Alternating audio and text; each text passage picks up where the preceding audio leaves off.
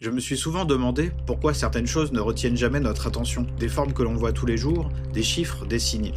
Je les ai longtemps considérés comme neutres, fonctionnels, inoffensifs. Mais plus je les regarde, plus j'ai l'impression qu'ils structurent silencieusement notre manière de penser, sans jamais se laisser interroger. Il existe des nombres qui marquent, des nombres qui impressionnent, des nombres que l'on reconnaît immédiatement. Et puis, il y a les autres. Le 142 appartient à cette seconde catégorie. C'est un nombre que l'on croise sans le voir. Un nombre que l'on accepte sans jamais le regarder vraiment.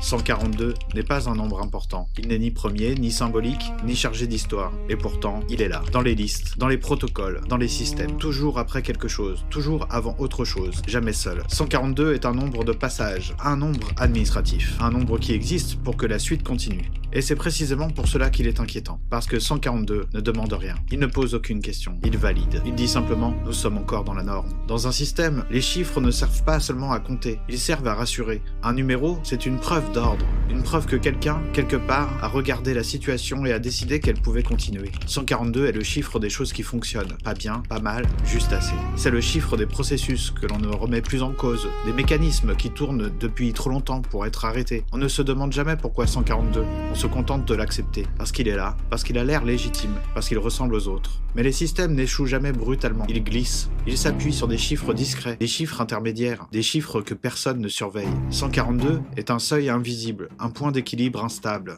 un endroit où tout semble encore normal, jusqu'au moment où ça ne l'est plus. Et peut-être que le vrai problème n'est pas le chiffre, mais notre tendance à lui faire confiance. La vraie question n'est peut-être pas « pourquoi 142 ?», mais plutôt « combien de décisions, combien de systèmes, combien de réalités acceptons-nous simplement parce qu'elles portent un numéro et qui nous semble suffisant ?»